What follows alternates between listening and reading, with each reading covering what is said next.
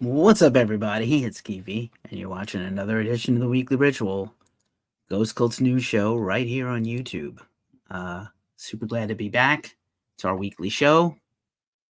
3 more weeks left in the year, basically, 2. And we're here to count everything down, recall the stories of the week, and give it to you straight. All the music news and no bullshit. Talking METAL. I'm here, you're there. Let's go do this thing. We're streaming live on all the things, so I appreciate you joining us. I'm joined this week by my co-host, Shark Guy. Hello, Shark Guy. Yep, that's how it's going, sharking it up.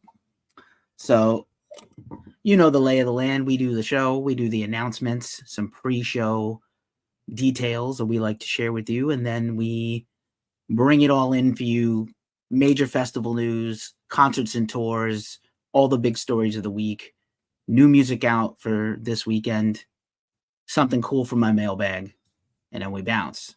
So that's what we're doing. As you know, you can give us a super thanks or a super chat on YouTube, or subscribe to us now on YouTube for a nominal fee, and we will give you some priority love to your questions. But we're going to chop it up here with you also on Instagram and TikTok, answering all your questions. We appreciate and prefer to get some tips, but we'll probably answer all your questions anyway. So here we go.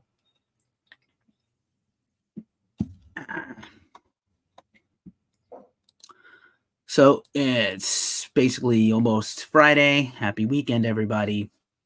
We're going to do the damn thing. This is our second live stream of the day and our second podcast. So if you saw us earlier on Instagram, thanks for being here. And if you're on TikTok, thanks for being back. We appreciate you all. So let's do this thing. That was the housekeeping. Here's the announcements. First and foremost, this entire show this week is dedicated to Florida guitar luthier Sonia Ramos. Sonia Shredder on Instagram, a well-loved person in the community, works with a lot of metal bands, makes custom guitars, guitars and metal is her life. She has stage 4 cancer, and it's pretty bad. Her family has set up a GoFundMe for her, and there is a benefit concert this week for her.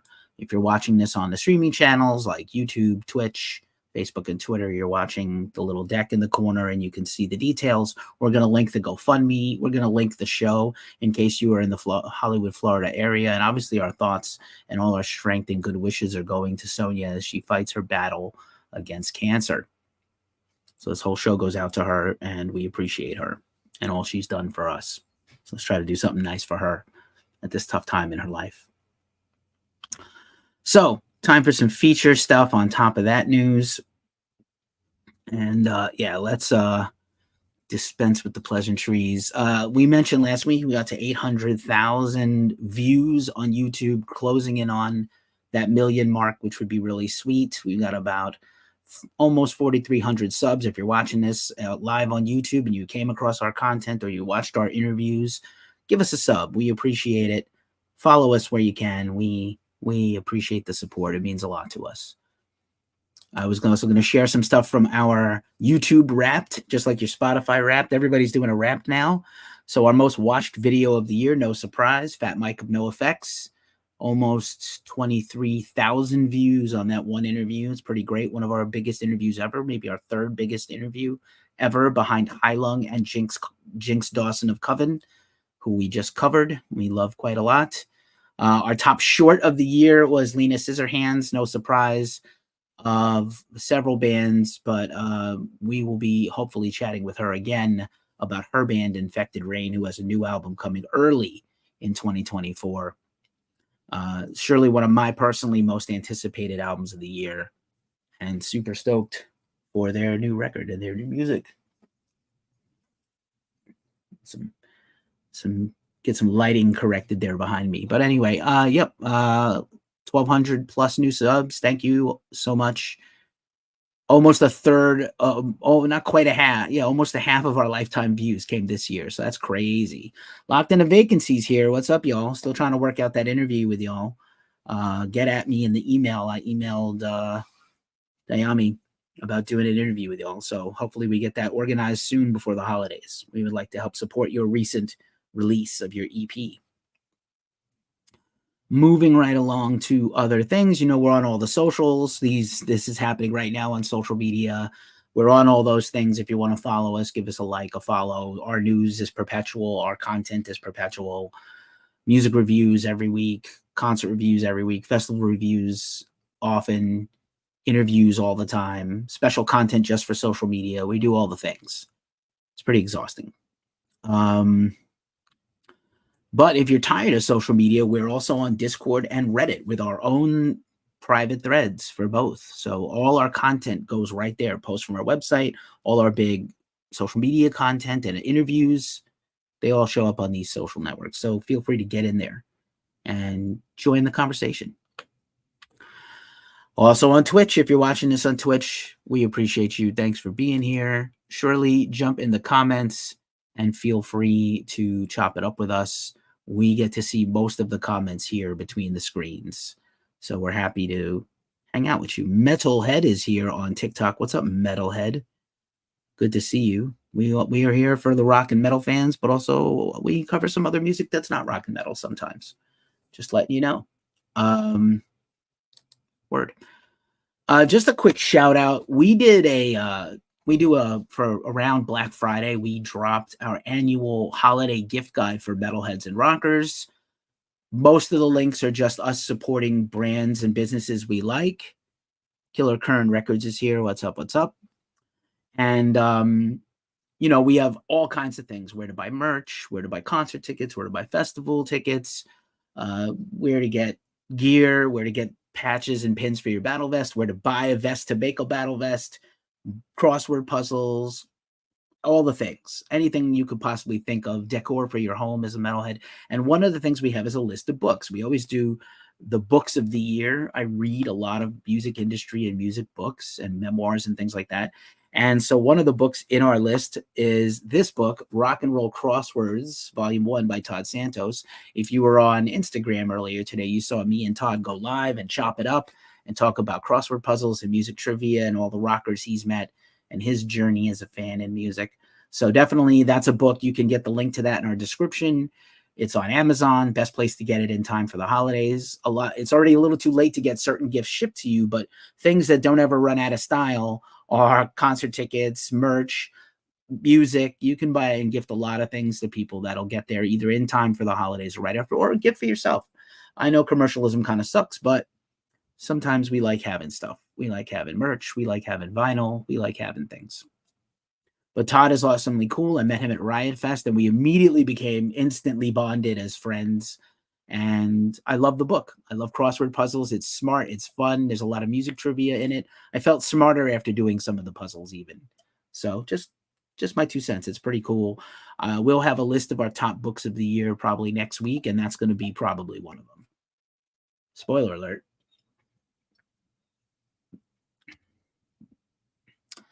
Anwar is here on IG. What's up? What's up?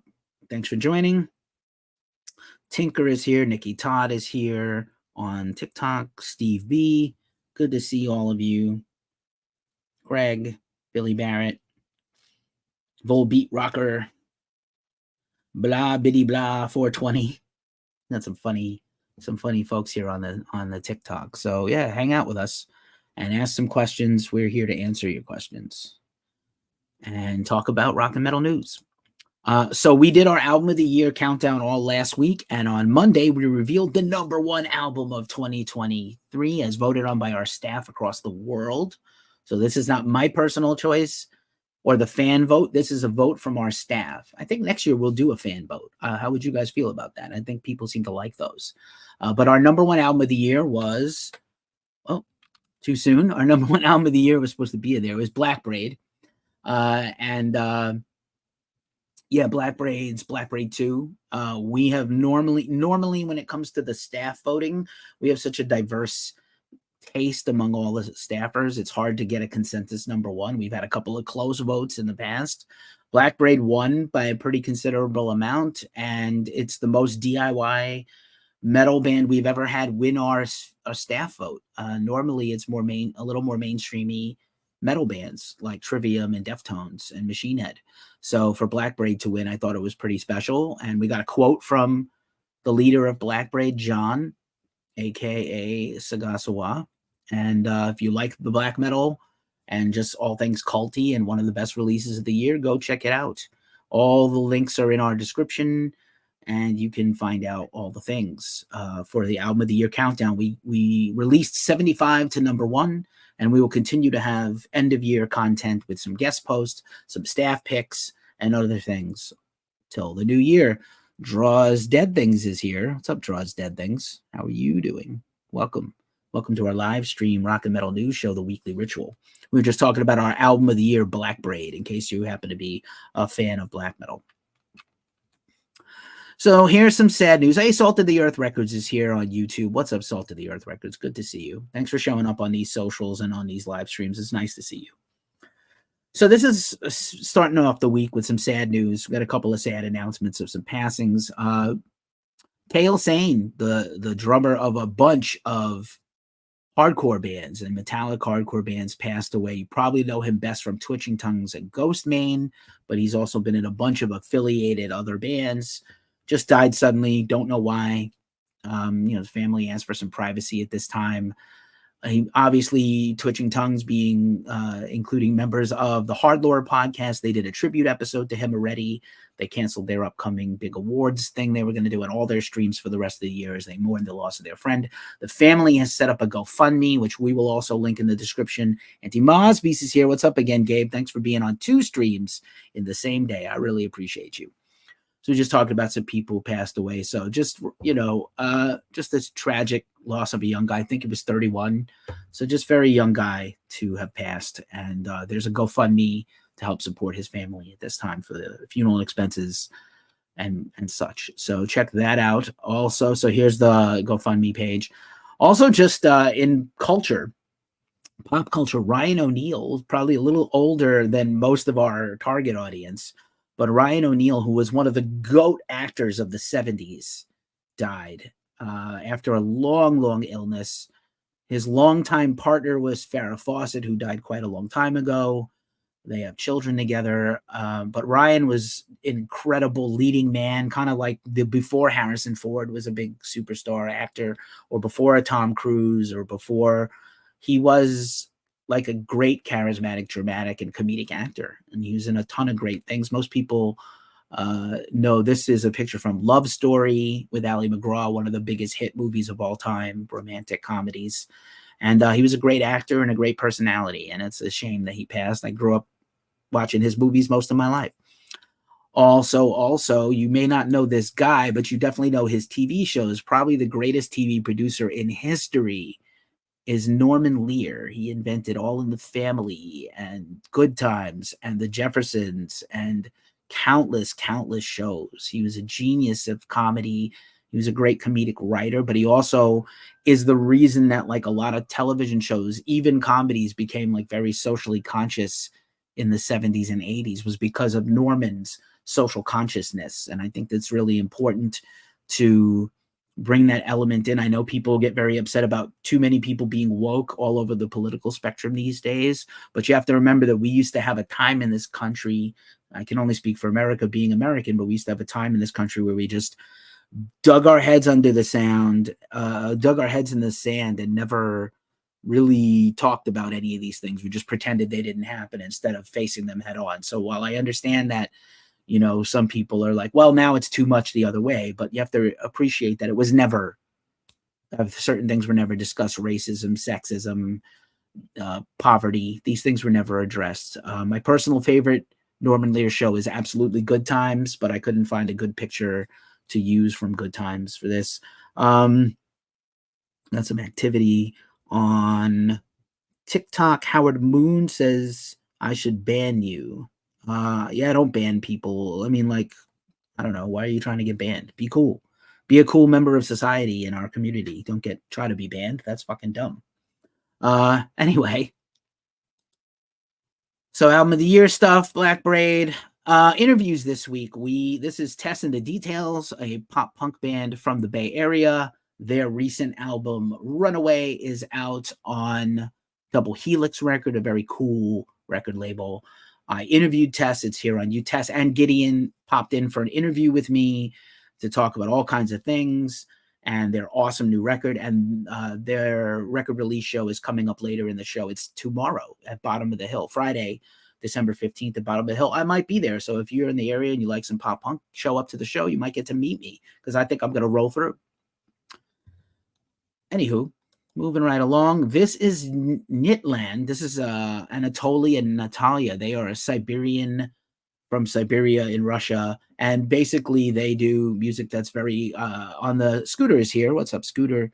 On Scooter again, also like Gabe of Anti-Mosby's, the second time in one day to be on one of my live streams. But Knitland is this band. If you love Wardruda, if you love High Lug, if you love this sort of earthy nature music, for some reason Metalheads love this back to earth stuff, and Knitland is no exception. They're actually even a little more inventive and creative than the average band, because they also did kind of like a country version of one of their Norse folk songs. So it's kind of like a dark folk, Norse pagan-ish inspired, Siberian folklore inspired music. So I think if again, soundtrack to Assassin's Creed.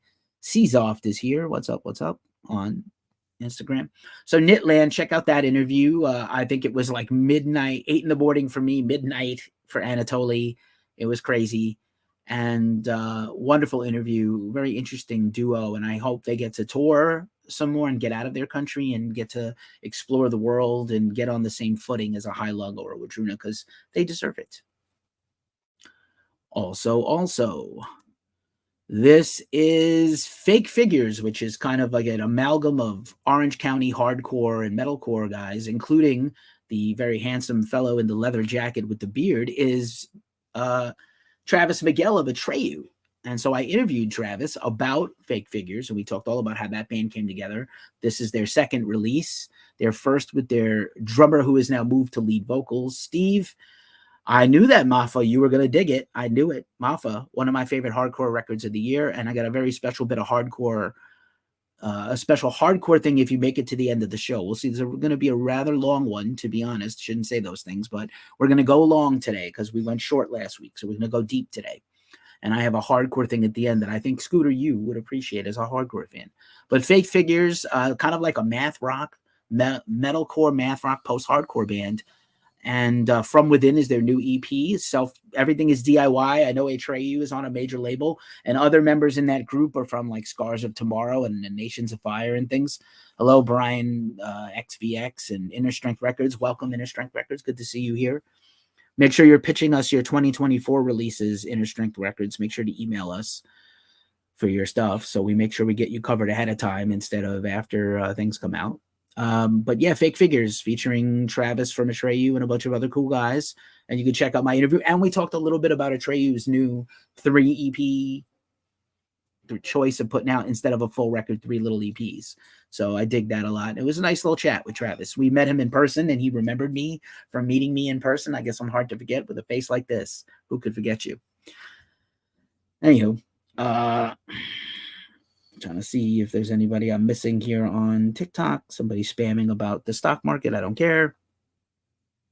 Also, the Ghost Cult has a podcast. This show will be a podcast. Some of our YouTube interviews end up as podcast versions. Sometimes we have just exclusive podcasts. I think we're going to do a lot more podcasts in 2024. Just the volume is going to grow, and I'm going to do all kinds of new kinds of content for our podcast. So make sure you check that out. I think this week we also reran our podcast interview with Emily Whitehurst. You might know her as the former singer of Tsunami Bomb, and she has a new solo album out, and she and I became like instant friends. Phil Duke Sound is here. What's up? She and I became pals immediately and bonded over a lot of cool things, synthwave and indie rock and punk rock.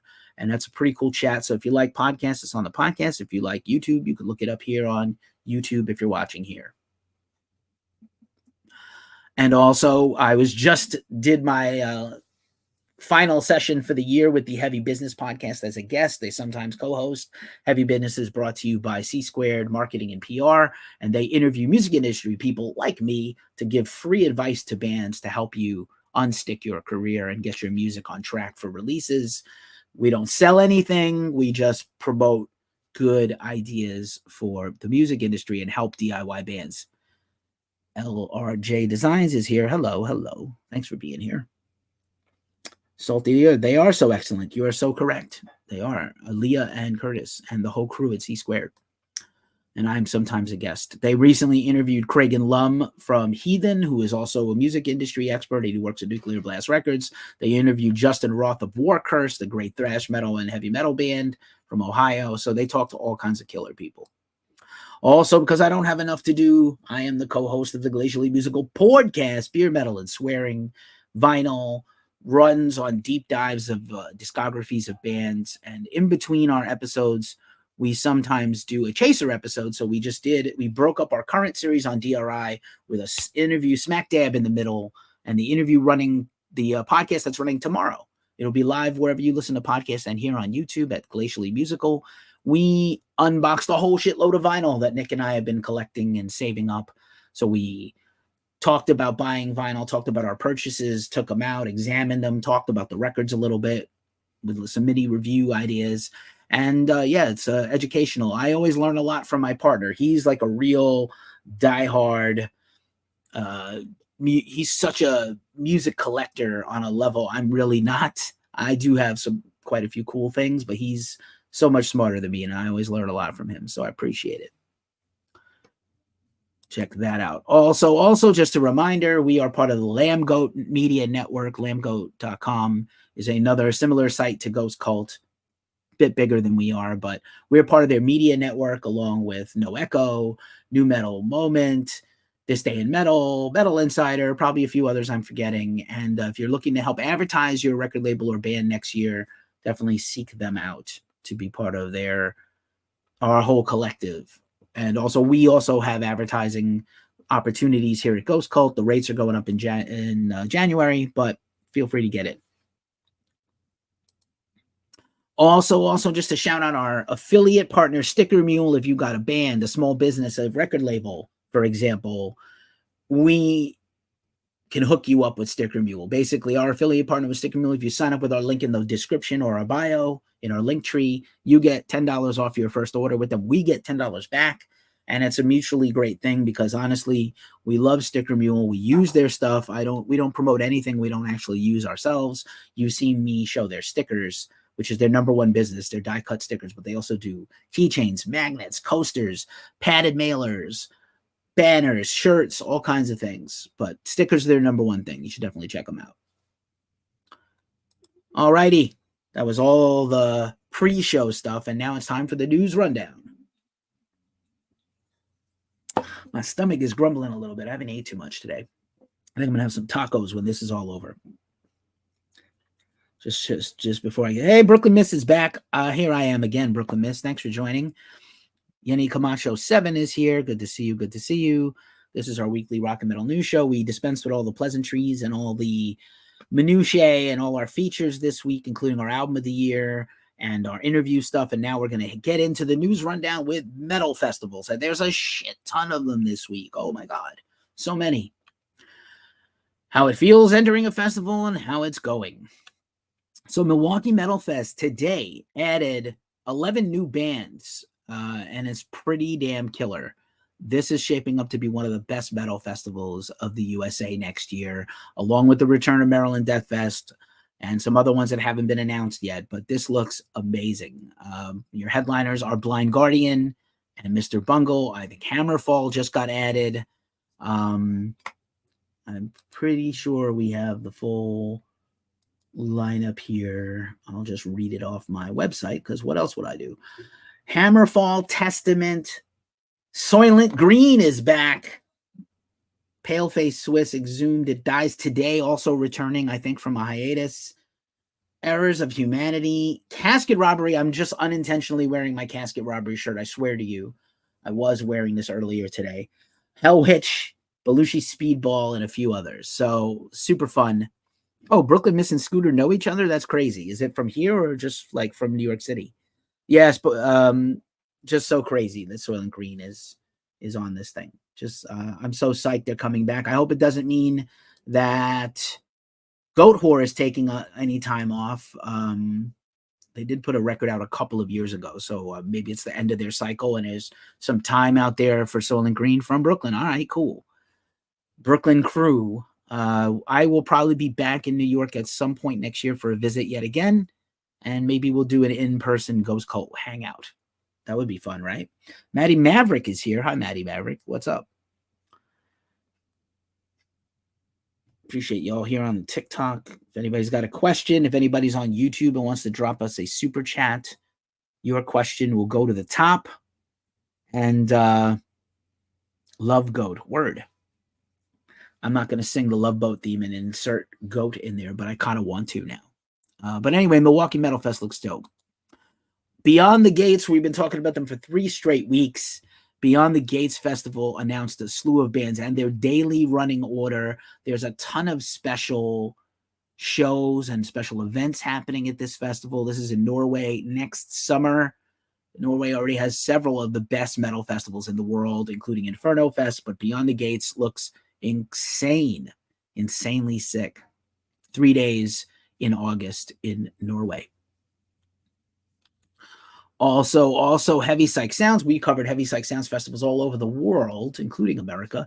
They have announced their first 2 festivals for 2024 to take place in Italy in the spring. They usually do 2 cities in Italy. The label is from Italy. So Bongzilla, Mondo Generator, Ufo Mammoth is back, Night Stalker, 1782, who's an absolute killer doom metal band, Kadabra, Mr. Bison, and a few others.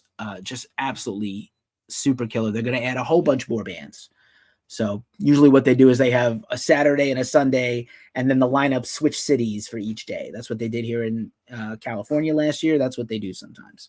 So also a fine, great heavy metal label. I have many albums from Heavy Psych Sounds. If you love Stoner Dune. Oh, Dwyer, dude, we covered their album, and we were trying to set up an interview. It didn't quite happen, but they are absolutely baller. They have such a raging record, super technical, progressive death metal, right? Like so good, so good. So yeah, my belly's just like growling. Another festival we've covered here at Ghost Cult is Bottle Rock Napa. And I know when you think of Napa Valley and wine country, pinkies out, you don't think about metal, but they've actually had like quite a lot of heavy metal and rock. Metallica, Guns N' Roses, but also like Chili Peppers. This is Post Malone who headlined this year. Their holiday pre-sale is on. This is going to be a running theme for a few of these. Their tickets are on sale today. Some people buy them sight unseen. It's a very high-end, tiny festival with like great spirits and wines. It's sponsored by Jam Cellars Wine here in the Napa Valley in the Bay Area. And they have fancy food. It is definitely one of the best experiences I've ever had at a music festival. So if that's kind of your thing, especially food and wine and maybe some good music. I mean, they've had Megan Thee Stallion. They had a incredible performance from like West Side Connection with Ice Cube and Snoop Dogg and Too Short. They've had some, Brandy Carlisle has headlined the festival once. Chris Stapleton was supposed to. I think he's going to come back this year, or he came back this year. So it is a fun festival. Mike 612 Wilson is here. What's up, Mike Wilson? So yeah, Bottle Rock, a lot of fun. We covered it twice. It's great. Also, Muddy Roots Festival. This is kind of their Black Friday sale poster, but it's still ongoing. Their early bird Black Friday ticket deal is on. Muddy Roots is in Eastern Tennessee, and it is punk rock, dark folk, alternative country, doom metal. It's insane. And we've covered it a few times, and it's a lot of fun. And they are coming back again Labor Day weekend next summer. M3, for all you 80s and 90s rock people, M3 Festival got announced. It usually takes place in the East Coast, in the Atlantic Coast, like Maryland. Queensryche, who's doing a ton of touring next year. Stephen Pearcy of Rat. Last in Line, Quiet Riot, Lynch Mob, Doro Pesh, the metal queen, we love you so much. Aldo Nova coming back from the dead. Child's Play, Brett Michaels, special guest D. Snyder, and Night Ranger. Motorin. I love Sister Christian, dude. Doesn't matter what it is. That's right. You just caught me singing. I do. Bring back Warped Tour. I agree. We were thinking they were going to do another. I know they did the 25th anniversary, like a couple of cities, Allegheny Hermit. And we were under the impression that Warped Tour was going to make a comeback. Mayhem Fest was supposed to come back for you metalheads. I love Mayhem Fest, maybe more than Ozfest. I know that's kind of sacrilegious, but I love Mayhem. I had so many good experiences. Mayhem Fest was one of the first festivals I covered as a music journalist, and with Ghost Cult and even before Ghost Cult. So like I really love doing it. And I really would love one of those to come back. Warped Tour kind of, there's a few other things that kind of could take the place. The Is for Lovers Festival, which we covered one of those. Summer Slaughter still happening. Summer Slaughter has not happened in a while. And also, we've told that Psycho Las Vegas didn't happen this year. So I think the pandemic has hurt things, the aftermath. I'd like to see Summer Slaughter come back as a tour. I do feel it's very competitive out there. And if you haven't, these things get booked a year in advance. Big tour, major tours and festivals are booked usually over a year in advance. So when you're at a festival, the next one's already being planned and deposits have been given and contracts are being sent out. So if you don't hear about it soon, it's probably not happening in 2024. And that includes Psycho Las Vegas and Summer Slaughter. I love Summer Slaughter so much. Sounds of the Underground was a good tour in the USA. Saw a lot of killer bands on there. So I'd like to see Summer Slaughter come back as well as Warped Tour. Good call. You got to hang out with Chris Barnes a little bit before Summer Slaughter. You know what? Chris Barnes, better in person than he is a death metal vocalist these days. I'm kind of over it. He was really nice when I met him in person. He snubbed me a couple of times for an interview, which normally I don't hold grudges, but it's like, don't waste my fucking time. I'm busy. And, like the excuse was, well, he's like, hi, he's a stoner. I'm like, yo, I'm high. And I was on time to the interview. Sorry to be shitty and petty. But Shaquille Oatmeal, you have the best name on the internet. I absolutely love whatever you're doing. But Barnes is nice in person. I will tell you that. And there's a photo I took of all my friends with Barnes. And he made like a little cutesy smile. So I think he's probably not a bad dude. It's going. We're doing a rock and metal news show. So if you're here and you like rock and metal news, we're talking about metal festivals right now, but much more to come if you want to hang out. That's what I do. I'm from ghostcultmag.com and we do music news. Like we are Motorhead and we play rock and roll. Roadburn, we talked about them last week. Another humongous announcement of bands. So Roadburn, which I have attended in the Netherlands, where Ghost Cult started originally as a zine, as a web zine. Roadburn is one of the most unbelievable experiences for a metal fan. Underground metal. This year they have Jesus and Mary Chain and Clipping also, but also some of the best artists in the whole world. It's kind of intimate. It's only a few thousand people, maybe 3,000 people tops. There's like vendors for food and merch, all the merch from every band. You can take it with you on the plane or ship it back to yourself. But I've had some of the times of my life being at Roadburn. Absolutely unbelievable. And all my love to my Dutchies. Northwest Pennsylvania, lots of metal out that way. You are absolutely right. There is a lot of metal in Pennsylvania and a lot of metal in 2024 coming from Pennsylvania, I suspect. Summer Slaughter, yes, so good. So good.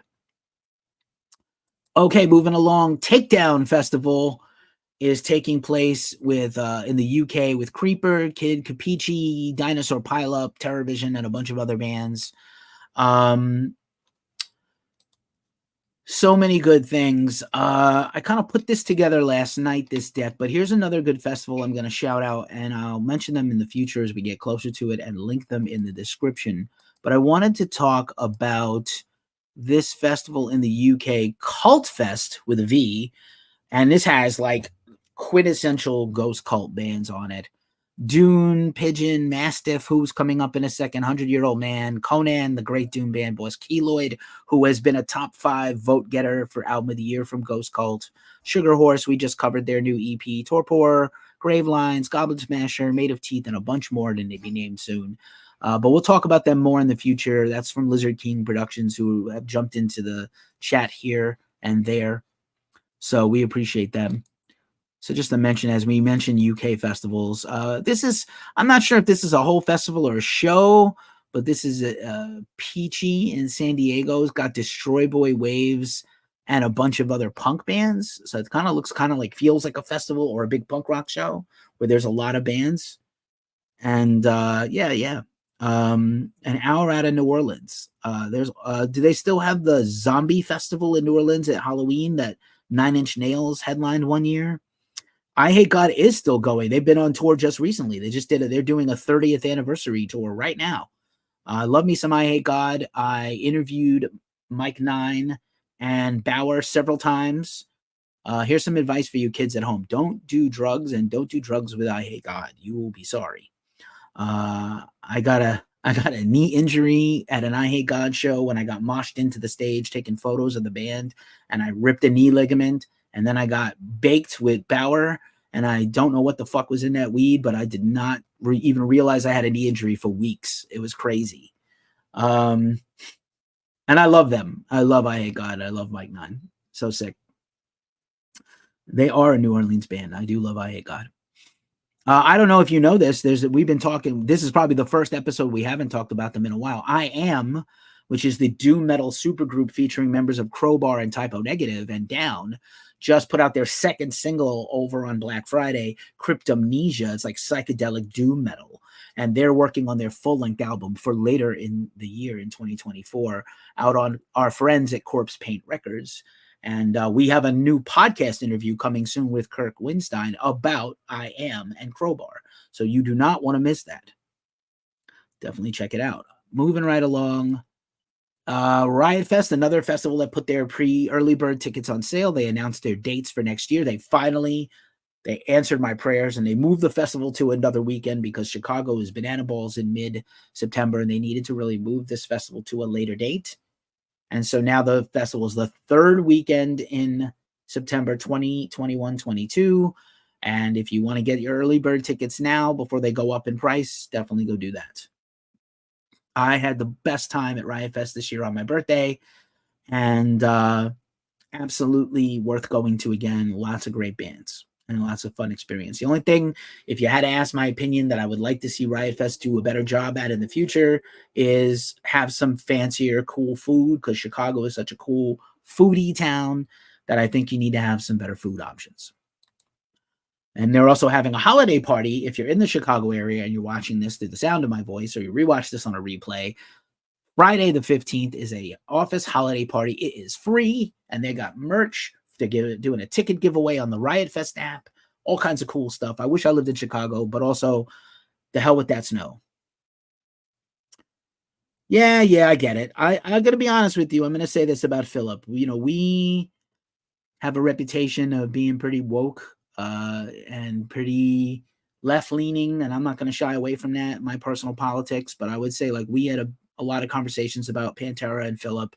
And let's be honest, if Philip has not, as far as I know, he hasn't done anything bad or horrible in 8 years, or almost 9 years. So you got to kind of, at a certain point, we forgive a lot of people who do shittier things than Philip. There are a lot of actual Nazis and actual horrible people, and I'm not saying he should be forgiven necessarily for the stuff he has done that was unforgivable, but he seems to have turned his self around, and he's keeping his nose clean. And obviously the Pantera reunion thing has upset a lot of people because Dime and Vinny are gone, but I don't know.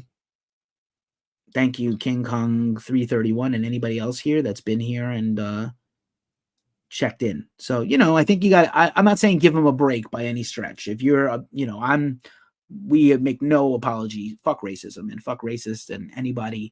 But I think Phillips kept himself clean. Obviously, Metallica wouldn't even work with him if they thought he was sketchy. They're Metallica. They don't do, everything they try to do is beyond reproach because they're Metallica. There's a lot of money at stake, if they fuck up, they pick somebody bad. So just saying, I'm not defending Phillips' behavior in the past. I'm just saying since the Dime Bash incident, he's been straight that I know of. Moving along, This Is Cool Make More Memories Festival is taking place this coming year with Boys Like Girls, 303, Anberlin. We got some Anberlin news coming up in a minute, and Red Jumpsuit Apparatus, and many more bands. So that looks kind of like a lot of fun, alternative rock, and some Warped Tour, activities. I think now that we started talking about Phil Anselmo, our TikTok got downgraded. Awesome. And probably my YouTube will be demonetized now. Awesome. So make sure you hit that like and subscribe to make it up to me, since I'm probably not going to be able to make any pennies off of this YouTube video. But anyway, Thanks for being here. I don't shy away from the topics. You have to, YouTube wants to be soft about these things. These are things people post and talk about much worse shit every single day than I do. I just talk about what's real. But I appreciate you if you follow the creator out there, Shaquille Oatmeal. I appreciate you, and I will follow you back when I get off this live. All right, that's all the festival news. Now for the concerts. We're going to bang through this and then on to the metal news. Slipknot announced their 25th anniversary tour next year. There's some more Slipknot news coming up in the show in just a few minutes. No news yet on who their new drummer is going to be. We have a story about that soon. Bleed From Within was announced as the direct support on the European tour. This is going to be later in 2024. They have some festivals booked, so they're doing some tours overseas, and I assume there will be a U.S. leg of this tour as well. But 25th year of the debut album of Slipknot, not 25. They're older than 25 years. They're more like 30 years old next year, but their 25th anniversary since the debut release. Maybe like 28 years old in 2024. So Slipknot fans, you got another chance to see the band. Also in the big concert, this is the story of the week. Dillinger Escape Plan. We were talking about the teaser last week between Ben Wyman and Dimitri Minonakis.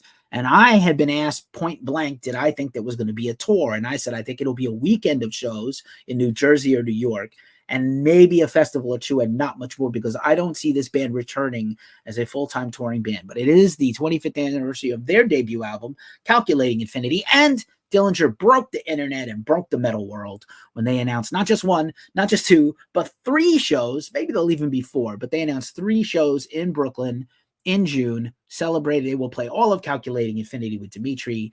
I don't know if they will do any more music because Dimitri wasn't part of their other music. They have announced some killer bands like Car Bomb and Callous Cowboys and Dead Guy and others to be the openers, and they basically have 2 sets of openers on day 1 and day 2, and then all the openers on a big Sunday, almost a Sunday matinee at 5 p.m. So it's 5 p.m. start time for that 3rd show. The pre-order, I heard, was a very brisk sale, and maybe the tickets are already almost gone. Is Lamb of God the quintessential American heavy metal band? That's a really good question. They might just be. I have been a fan for a long time. I have a Lamb of God patch on my vest, and I feel like Lamb of God is surely in the conversation as one of the best American metal bands. Absolutely have to be discussed. I think Mastodon is in there. I think Korn is in there. Love them or not. Metallica surely is but they've transcended even metal. They're really rock and metal, even though they started out as metal and they innovated several genres. But yeah, Dillinger comeback. I didn't really think it was going to be more than a weekend of shows. We'll see if I'm proven wrong. I did say maybe they would end up doing Furnace Fest. All righty. So yeah, there's the Dillinger poster. Good stuff. Sleep Token, which is booking up a humongous 2024 of festivals and tours on the strength of their last record, Take Me Back to Eden. They have announced a show at the legendary Red Rocks Amphitheater in Colorado. I think it's technically Colorado Springs, right outside of Denver. Honestly, very few bands have played Red Rocks that are metal. Mastodon, Gojira, that tour did that. Ozzy has. Metallica hasn't since 1989. So even Metallica, that tours more than any other band, or at least they used to, they don't anymore. They have only played Red Rocks once, and it was before the Black Album. So Sleep Token to headline Red Rocks is an actual big deal, whether you think they're just a lot of hype or not. Do I like, Shaquille Oatmeal asks, you like how Mastodon throws Southern rock into the metal sound? I love Mastodon so much. You have no idea.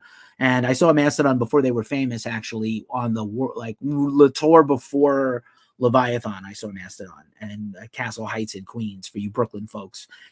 Do I like where metal has ended up? The path it has taken. I have. I have been a hard rock and heavy metal fan almost my entire life.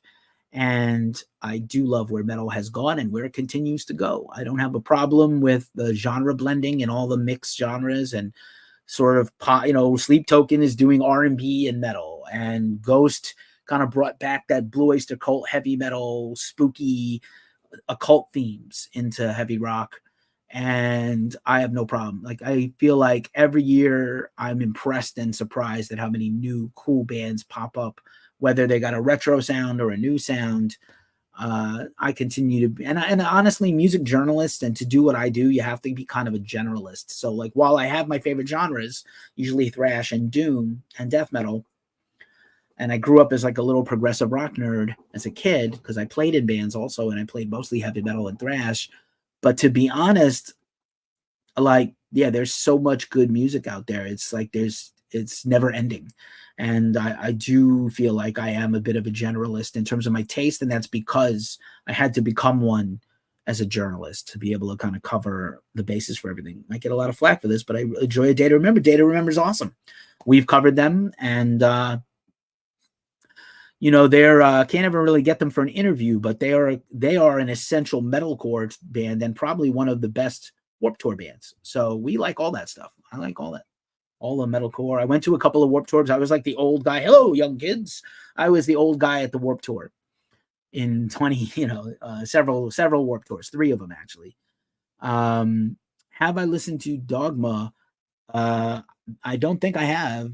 I know of them, but I haven't like deep dived into them. But I'll take your recommendation, Scooter, because you're a loyal one. You're a real one.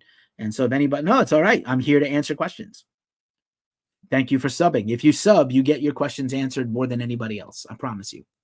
Moving right along. Amon Amarth, this is a big one, announced a huge tour of Europe. They already just finished 2 huge tours of the US. They have a brand new sort of digital single out, Heiderun, from their last album, The Great Heathen Army. They just put out a killer music video. We didn't even get to add this to the news part of the show, but they just put out a music video for their Vikings and Saxons song, Saxons and Vikings that features Biff Byford of Saxon. Very well done. The song's killer, and now the video is cool too. Do I think that Avenged Sevenfold are the pioneers of metalcore? I think they're one of them. I really feel like, when we're talking about what is strictly the metalcore sound, I do feel like Avenged Sevenfold. I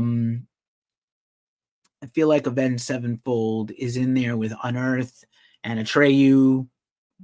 People will give me shit for that, but yeah, Atreyu did help innovate that sound. Darkest Hour, so many cool bands. It Dies Today is one of those bands, and then there's sort of like some of those more hardcore bands that also were able to do like a melodic style, even if the vocalist wasn't melodic. So Zao and Most Precious Blood are bands that I consider that, like people will say Hatebreed is I love Poison the Well. And we've interviewed Chris, the drummer of Poison the Well and Senses Fail. We've interviewed Chris Hornbrook quite a few times. And we did a rig rundown with him once that he filmed and gave us. So he's a big Ghost Cult supporter, and he has been. And I love Poison the Well. And I would like them to kind of come back and be a full-time band. It's nice that they're sort of, not doing things full-time. I love Killswitch. The early Killswitch stuff is brilliant. And we have some Killswitch news coming up soon. Michael Redhorse is here. Hello, Michael. So Amon Amarth, big tour over Europe coming. Mr. Bungle just continues to be in the news. They keep announcing gigs. They announced a tour of Japan, announced a tour of New Zealand and Australia, and now they have announced some European tour dates with their label mates Oxbow and Spotlights. I saw Mr. Bungle and Spotlights in Las Vegas last spring, and they were incredible. And now Oxbow added to the mix. I did miss Oxbow when they played here in my town. I love me some Killswitch. I used to live, I'm sure everybody's sick of hearing this, has been here before. I used to live in Boston, and I have some fun stories with the Killswitch guys. We're big fans. Patton with Mr. Bungle or Faith No More. Well, Faith No More is like my 3rd or 4th favorite band ever. I do love Bungle. I prefer Faith No More, but I love Bungle, and I love specifically that Bungle is doing this like hardcore metal thing right now. And I saw Bungle at Riot Fest also as one of the best bands there that weekend. Also, Cypress Hill, who ordered the London Symphony Orchestra, possibly while high. Cypress Hill, I'm looking at you. Cypress Hill is going to play on 4/20/2024 in Atlantic City with Sublime with Rome. It's not really Sublime, but okay. Action Bronson and Souls of Mischief. It sounds like an exactly Cypress Hill type of show. Big question. Are Faith No More and early Incubus and Red Hot Chili Peppers ripoff? That is a constant question I get. Yes, Brian has relocated to St. Louis because I think his wife is from there. So I know that people see Brian around St. Louis. That's pretty cool. I don't think Faith No More ripped off Red Hot Chili Peppers. As Mike Patton said, that Anthony Kiedis is just jealous that Mike dances better than him. Incubus was definitely trying to be Faith No More, especially the Science record. I know they went a little heavier when Korn came out and Cold Chamber came out, so they went straight up new metal for the first few records and releases and EPs. But Incubus was really trying to do a Faith No More, and they're very talented dudes, despite whatever pop rock stuff they do now. Fungus Among Us. But yeah, personally, I don't think any of them ripped off Chili's. The Glacially Musical podcast that I mentioned at the top of the show, we did a series on Faith No More and we did a series on Chili Peppers, and we compared the two bands. Pretty interesting stuff. Also, don't ask me to choose between my favorite bassists ever, Billy Gould and Flea and or Cliff Burton. Please don't ask me. I will have a hard time. Also, just announced today, Voivod and Prong are teaming up for a co-headline tour. It's like the Venn diagram of everything that I love coming together. Love Voivod, love Prong so much. This tour is going to be crazy. Once again, tickets are now on sale for the Sepultura Farewell Tour with Ginger, Obituary, and a bunch of other bands. This is going to go on for several years, probably 18 months, they said, just like Slayer. 18 months seems to be the good tipping point. That means you can probably do the whole world twice, including European metal festivals, South America, North America, Asia. So they're going to do the whole world and then probably call it a day. And yes, a lot of people sent me the Max Cavalera the Cavaleras are on tour in Europe, and somebody handed a cardboard sign to Max that said no Cavaleras, no Sepultura, and he held up the sign and everybody was laughing, ha ha, he. That's fine. I feel like the Sepultura without Max was very valid. 10 years of that first 10 years after Max was out of the band, Igor was still in the band and made those records. So Igor, to kind of distance himself from the Sepultura music he made without Max, I think is not great. We love Max. We've interviewed Max 6-7 times in my career. I've interviewed Igor. He was really nice and cool. Gloria, I love you wherever you are. Richie's my homie. But I think both bands can exist. Sepultura with, Kisser and Derek are carrying on the legacy, and the Cavaliers are doing kind of this very cool, reanimated, early stuff that I think is valuable. It's a history lesson for a lot of people that never saw this stuff. You can have both. It's like being the kid of divorce. 2 Christmases. Danko Jones, one of the most consistent bands in the whole rock world, has announced a huge tour for 2024. The Guess Who's Back tour, pretty funny. Danko is killer. I don't know if you know him. He's not so huge in America. He's a Canadian artist. He's huge in Europe, as he rightly should be. Drumhard is here. Drumhard 81, excuse me.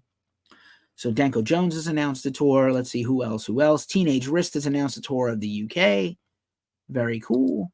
Knock Loose has announced their first big headline tour of 2024 with special guests to be announced. Europe and United Kingdom. Can the US be far behind? Also, once again, this weekend, Impending Doom is doing 3 dates in California, including opening for Bleeding Through and Unearthed down in SoCal, and doing 2 Northern California shows by themselves. Very cool, very cool. Mastiff, we mentioned them earlier. They are a UK band on Monarch Heavy. They have announced some early 2024 dates in March. Death Angel's upcoming Christmas shows are sold out with Forbidden. Keefe is very sad. I do not have a ticket to these. If anybody in the Bay Area can get me a ticket, cool, please do. If not, they're both being live streamed. Each night is being live streamed. I know that Eloy has been speculated as the new drummer for Slipknot, including by Tank the Tech. If you watch his YouTube channel, don't leave my channel to watch his channel.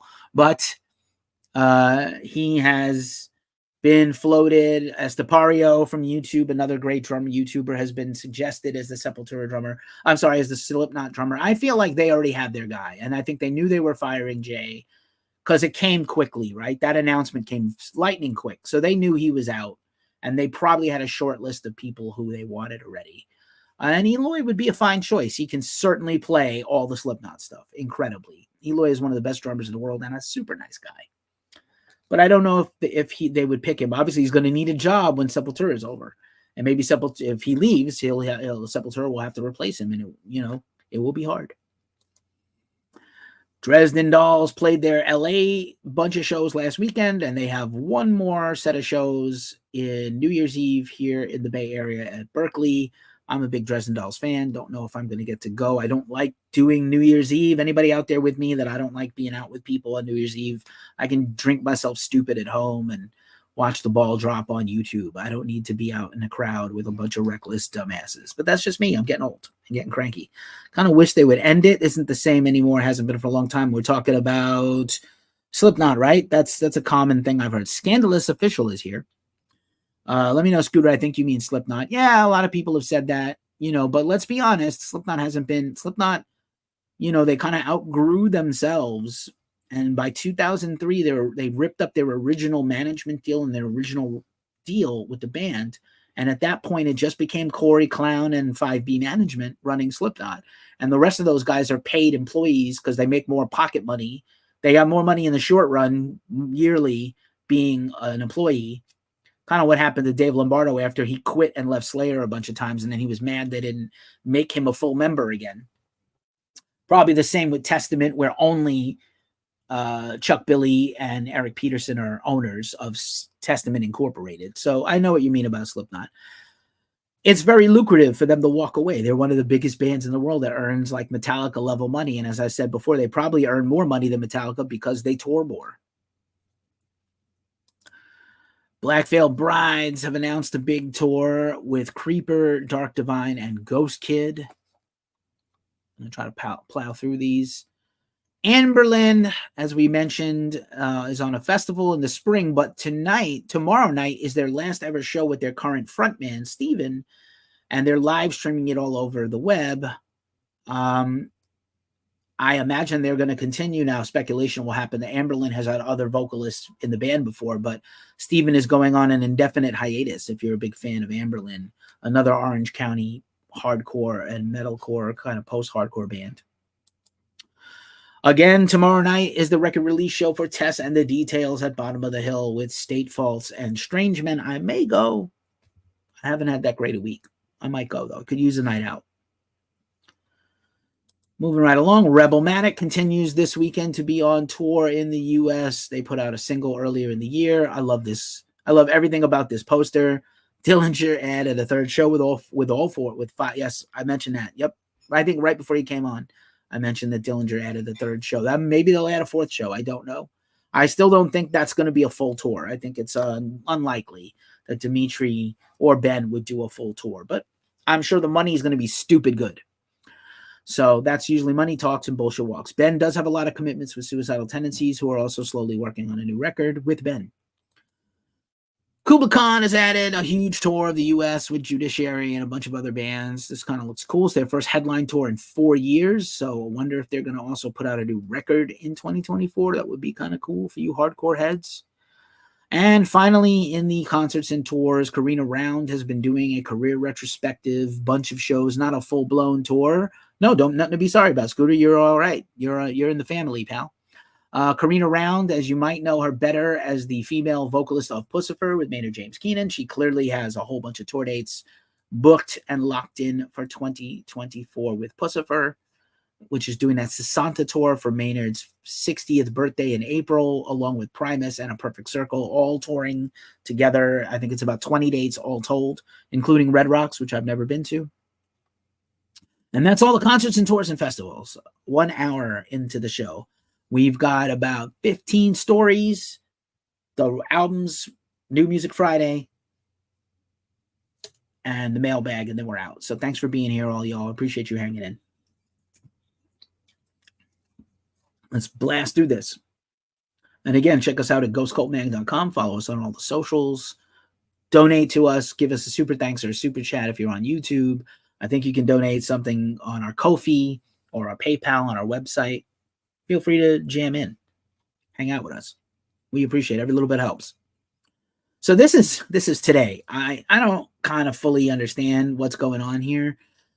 Clown of Slipknot posted this picture of them holding up Joey Jordison's mask, and it was speculated that instead of hiring a new drummer, Scooter, Slipknot would somehow maybe go out and play the debut album to Joey's tracks or do some kind of Joey video tribute or something, which I mean, they do anyway. I'm not a fan of this. I want them to hire a new drummer and have somebody. Bill the Demon is here. I want Slipknot to hire a new drummer. If they fire Jay, own up to that. Don't go out and play the tracks. Slipknot is too good a band to play the backing tracks. Nobody wants this. I get that there's like a us against them kind of thing. Like nobody should sit in the drum stool as we honor the debut album. You know, V-Man has already replaced Paul on bass. Like you can't go back. And these guys are not coming back to life. So thank you, Brooklyn Miss, again, for your continued support on multiple channels at once. That's really nice of you. But yeah, please, please, please hire a drummer and bring a drummer out. Don't do like the Dio hologram thing. Don't do the Kiss avatars thing. It's going to be whack. Nobody wants this. Even people who love Joey desperately do not want this. Metallica marching band continues to the marching band contest. Submissions are closed, and now you can go to metallicamarchingband.com for whom the band tolls contest and vote for bands. I think the Metallica podcast this week had on the music director of a college to talk about their contest and their entry. So I think this is going to be a lot of fun. Also about Metallica is going to sponsor the Metal Hall of Fame this year with Blackened Whiskey. So the Metal Hall of Fame takes place every January. I think I had the list of inductees here for this year. Hall of Fames and award shows are kind of stupid, but people love talking about them. Sorry, I don't have this ready to go, but now I felt like I want to talk about who the inductees are this year. And metalhalloffame.org.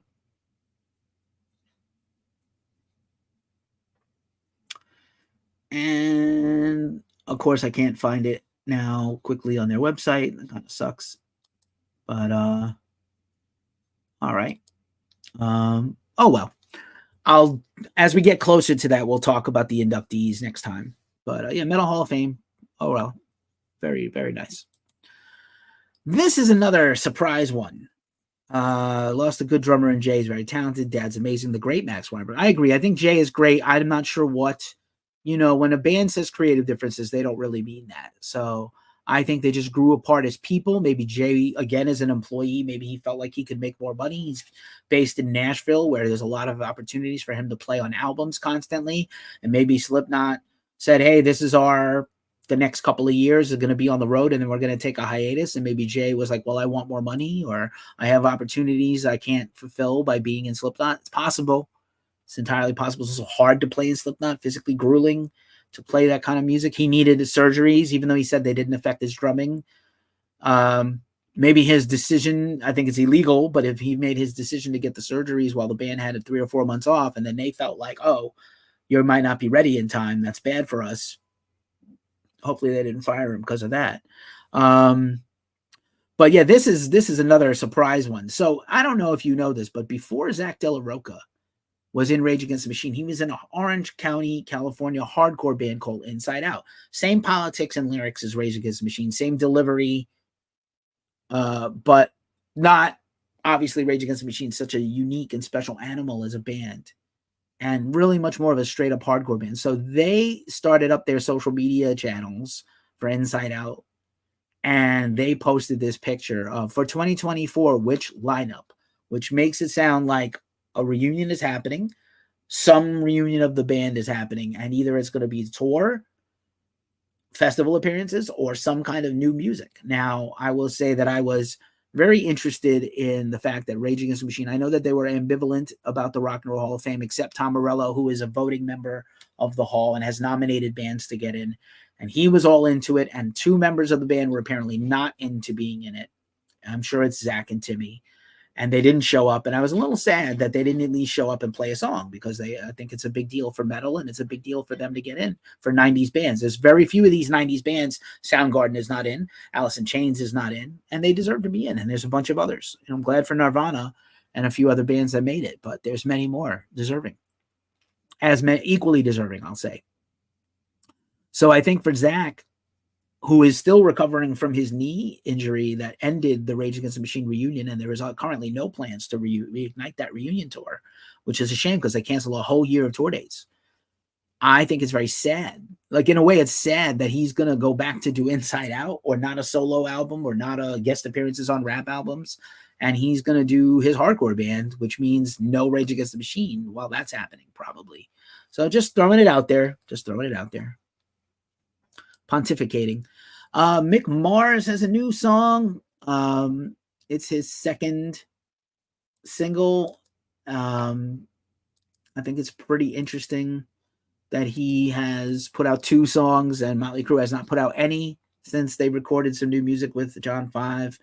Mick Mars' solo record is expected in early 2024. Good luck to him. Yeah, I agree. Put your ego aside and just play the thing. It's a great... I know the Rock and Roll Hall of Fame is bullshit, but also you're already Rage Against the Machine on a corporate record label. You sell records, you sell merch, you sell t-shirts, you make millions of dollars. You're part of the machine of the music business.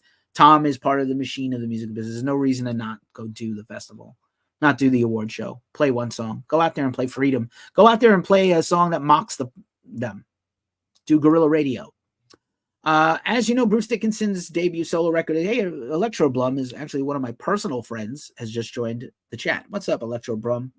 I love you. Happy holidays. Send my best to your folks. Love you. Bruce Dickinson of Iron Maiden's solo record is coming out, the Mandrake Project. We already know Iron Maiden has some headline touring announced for the whole world next year, and Bruce has teamed up with Z2 Comics for a comic book series. Normally they just do a big ass graphic novel all at once, but Bruce is doing a long running, like 2 years schedule out of 12 comic book issues of the Mandrake Project series that is going to build out the mythology and lore that the album comes out. Happy Festivus, Electro Blum. Happy Hanukkah. Happy Kwanzaa. Happy Christmas, whatever you celebrate. Happy nothing if you don't care about anything. That's fine too, you nihilist fucks.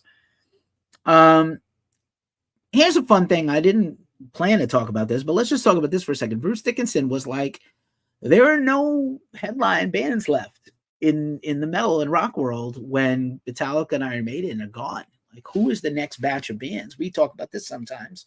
Who is next? Who's got next in terms of, like, where are the headliners and why aren't there any headliners? Why aren't there more headliners? Why is it the same bands over and over is what he said. Why is it the same bands, including his own band? Why is it only us? So I just think if you have some thoughts on this in the crowd, in the chat, please drop a comment. I think about this all the time. When this era of bands, you're going to start seeing Sepultura's announce their retirement. Slayer already retired. What happens next? What happens when all these top tier bands are gone? And even Slayer was never like an absolute festival headliner until their farewell shows. To be honest, they really had never headlined. Maybe they headlined an Ozfest. Maybe they headlined a Mayhem Fest once or twice. But in Europe, they really weren't they were always the next band down. Good Boy PR is here. Hi, Good Boy PR. What's up? All right. Interesting. All right, almost done, folks. Almost done. Yoshiki is doing a lot of press right now behind his directorial debut, this documentary Under the Sky, about his life.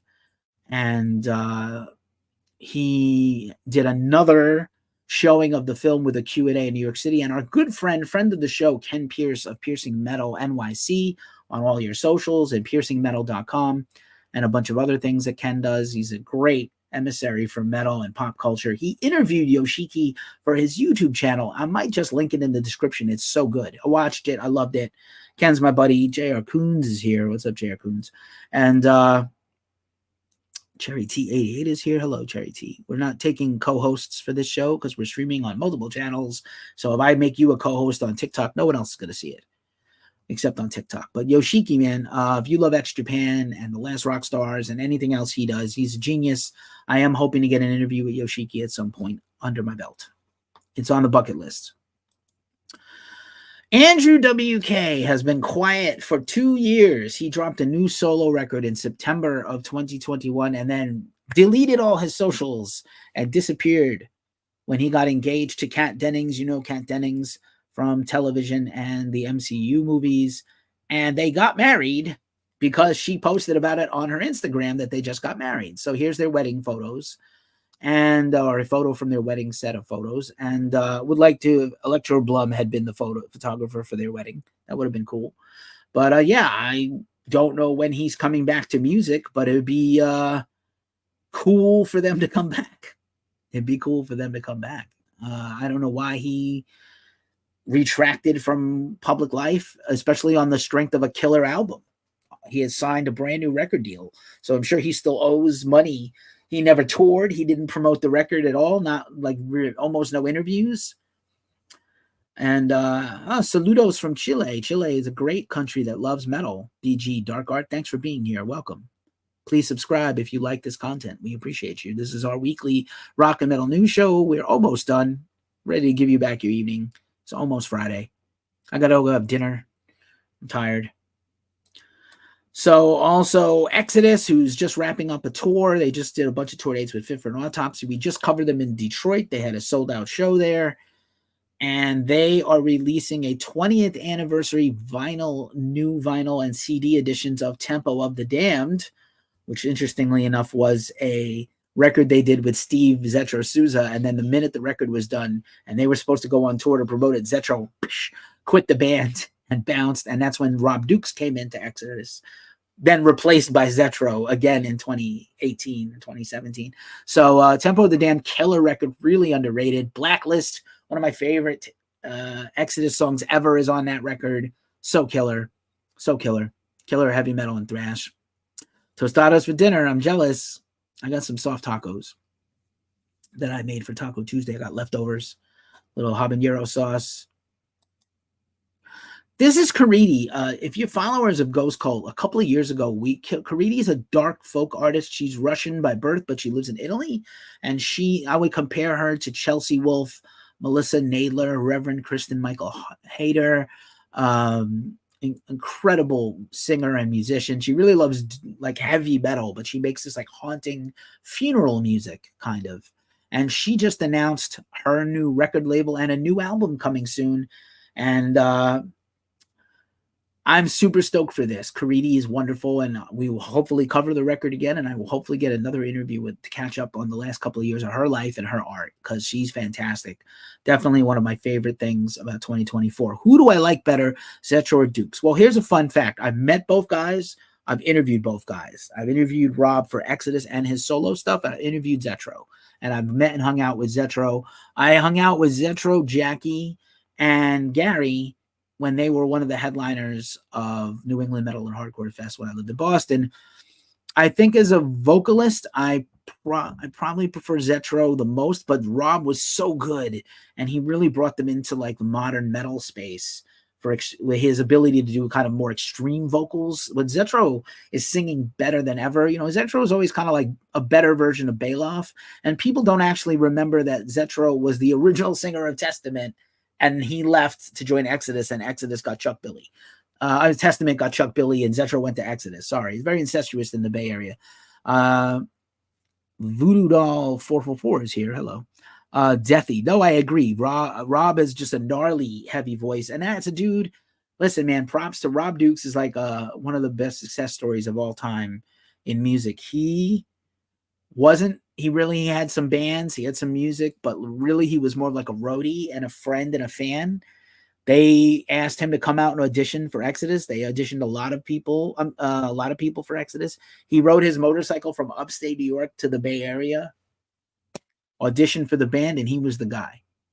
I also have seen Exodus with Steve Esquivel of Skin Lab and Defiance as a one-time vocalist for Exodus, and he did a great job. They did a brief tour. That's when Zetro quit. They got Steve in there, and he opened for Megadeth on a tour. It was kind of interesting. It was like the United Abominations tour with two halves of a band. Crazy shit. Thank you. I don't feel like the man sometimes. I just feel old, and I saw all the cool shit because I'm older. But I did have a very good time, and I love thrash. One of my colleagues, Steve Tovey, the senior editor of Ghost Cult's Reviews team, calls me the Thrash King. Secretly, it's a secret nickname. the Thrash King. All right. Things are slowing down. We're almost done. Almost done with the show, I promise you. We're getting to the end. Also, Cyclona, awesome psychedelic stoner rock band. We were talking about heavy psych sounds earlier. Cyclona has a new album. They dropped a new single, Liberty, and they are dropping a new album in 2024. Very excited about them. Revulsed has a new album out tomorrow, and Ghost Cult premiered their new album here. I probably should have put this higher up in the show just to give them some props. But if you love gnarly, technical, brutal, slamming death metal, they are from Australia, and they are on the awesome Italian metal label Everlasting Spew. We review almost everything they put out that we can, and Revulsed is killer. Just absolutely gnarly. You met Zetro in Chile, and he was so humble and kind. He also knew all the thrash bands around. That's amazing, right? Right? Yeah, Zetro is wonderful, man. Here's a fun fact that the horrible Oakland, not Los Angeles, Las Vegas Raiders. I can't say it. It seems terrible to say it. Las Vegas Raiders played a horrendous game of football this week, a 3-0 game. But there was some metal royalty in the stands as Geezer Butler was put up on the big screen. He tweeted out that, sometimes you get caught off guard, so the only thing to do is throw the horns. That's all I could do. So Geezer lives, I think, in Las Vegas and with his wife, Gloria, and he threw the horns. Geezer's book is one of the best music books this year. It's another great one, Into the Void. And then also at the game, in this other picture, if you're watching this, you can see Kerry King, Brian Slagle, Don Jameson, Kerry King of Slayer, and Kerry King's solo project coming up. And Brian Slagle, who's the owner and founder of Metal Blade Records, and Don Jameson, the metal comedian, and known for That Metal Show and whatever That Rocks, or whatever their new thing is with him and Eddie Trunk and those guys. So yeah, fun times in Vegas. If you go to a Las Vegas Raiders game, or you might see some of these guys. I want to run into Geezer Butler. All right, this is fun. There's a brand new project coming from Hojo Howard Johnson, formerly of Killswitch Engage, currently of Light the Torch, and Adam D of Killswitch Engage. They have a new band. They have wrapped up work on a new album. Also, in addition to Killswitch Engage, you know that Adam has put out another record a couple of years ago with Jesse Leach for Times of Grace. It'd be nice to get a third Times of Grace.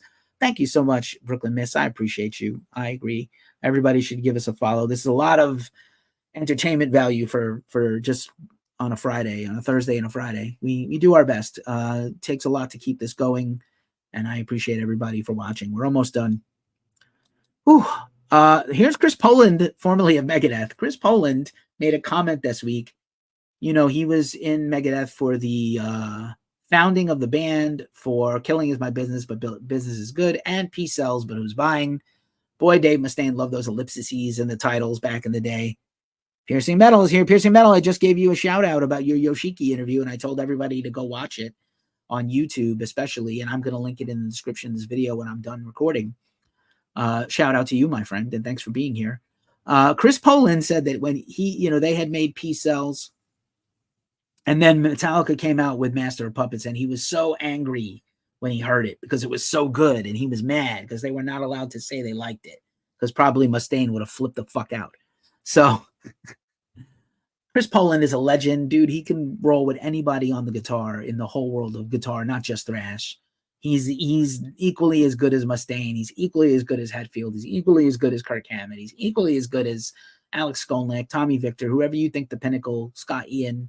But he also can play leads. He can play jazz. Guy can do anything. He really is a wonder. And the fact that he heard Master of Puppets and he was mad at them for being so good is pretty hilarious. It's pretty funny, the things you think about like 38 years later, huh? Wild. Here's Dave Grohl. Dave Grohl, Foo Fighters are on tour down under in Australia. And Dave, the things that he loves beside music and drumming and his family is barbecue. That guy is very well known to show up in Los Angeles area and go just roll in with a huge smoker truck and tons of food and just feed homeless people and feed just anyone who shows up. So while on tour in Australia, he just rolled in somewhere and just rolled in with a bunch of barbecue, smoked a bunch of meats the night before, and just served everybody free plates of food. Why is this not happening where I live?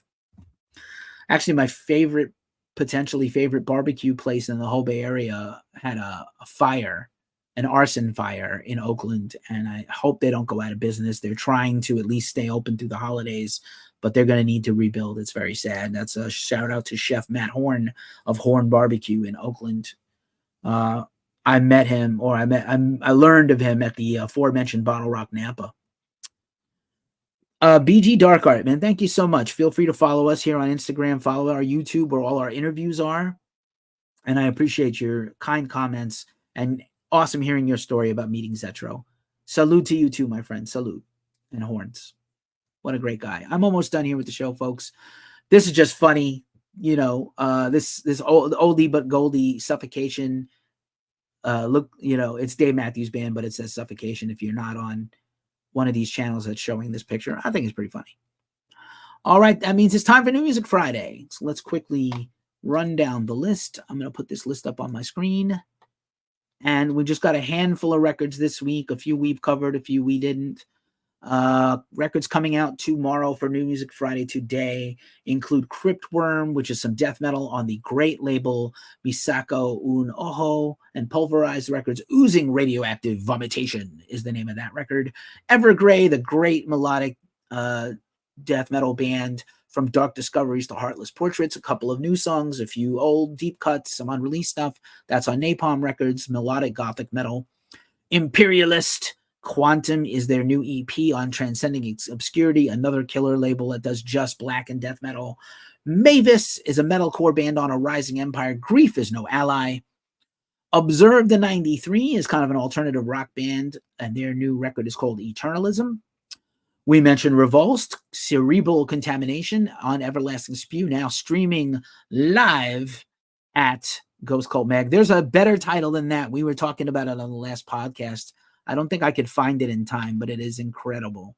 And finally, Therion, if you like sort of symphonic gothic metal. I've never been a huge fan. They're brilliantly talented, just doesn't move me, my own personal taste buds for metal and rock, but they are wonderful and very talented. Leviathan 3, their series of Leviathan albums. Thank you so much, Kenny. I appreciate you being here. You're one of my best friends.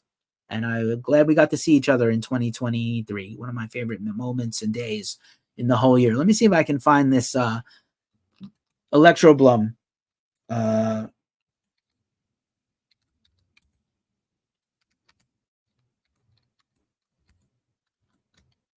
Let's see if I can find this thing really quick. I'm sorry for the clackety clacks.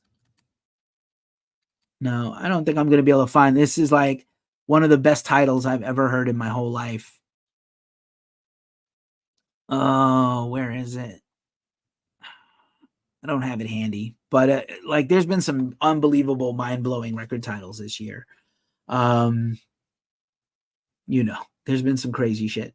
But yeah, that's all the new music, which means there's only one part of the show left, everybody, and that is the mailbag. And so for today's mailbag, I have a special record here. If you go over to the Glacially Musical podcast, you can see me unbox and reveal a bunch of records I got for Record Store Day. But one of my best and favorite bands, and a band that I got to see in 2023, is Gorilla Biscuits, my favorite hardcore band of all time. Of course, my favorite punk band of all time is Ramones, but my favorite hardcore band is Gorilla Biscuits. And so I got this kind of B-sides record, which is really fun. This is We Believed This Same Things, demos and rare tracks, 1986 to 1999. Look at these young guys on this record. I'm going to take it out of the sleeve here. And look at the youthful faces here on this record. I have Start Today. Several copies of Start Today, my favorite hardcore record by my favorite band. It's on the very cool 180-gram black vinyl with the very cool, I don't know if you can make this out on the cell phones, but this is a label of the band in front of CBGBs. Not the best for me to hold the record in front of my face while I talk, but just super cool. I picked this up at Throw House Records for $20 in the Mission District in San Francisco. Old school pictures, the old school Gorilla Biscuits logo, Judge on a poster, some posters, but like look at these baby faces. And then to see Gorilla Biscuits, to see them close a stage out at Riot Fest was so good. Oh, dude, they have been, definitely been around longer than you've been alive. I got to see them in the last 5 years I saw them play in a tiny club in New York City, play their original EP and demo. I saw them on a boat in New York City. I saw them at a club in Berkeley, and now I've seen them at a big festival. So I'm really proud of my guys, dudes I've been following since I was a young buck. I love Gorilla Biscuits. Great, positive, inspirational hardcore music. Especially if you're feeling like you're struggling and life is getting you down. It surely has been getting me down this year, the last quarter of the year. But you got to persevere and push forward and push on. So that's what we got to do to make it work. So that's it, man. I'm gonna throw it back to 3 years ago when we started doing these videos, and we're gonna do 2 more to close out the year. So stay tuned and come back next Thursday and the Thursday after. But I'm gonna bring back the Shark guy for the end of the show. Sharky says, you made it to the end of the show, so you know what time it is, right? Right. You know what time it is. That's a throwback if you watch the original ones of these. There's some OGs here in the thread, in the comments, and I appreciate you all. But it's as I like to say every week at this juncture of the show, it's a tough time in the year, so please take care of yourselves, take care of each other, and stay as metal as humanly possible. Have a great weekend. Be safe, and we'll see you next week. Peace.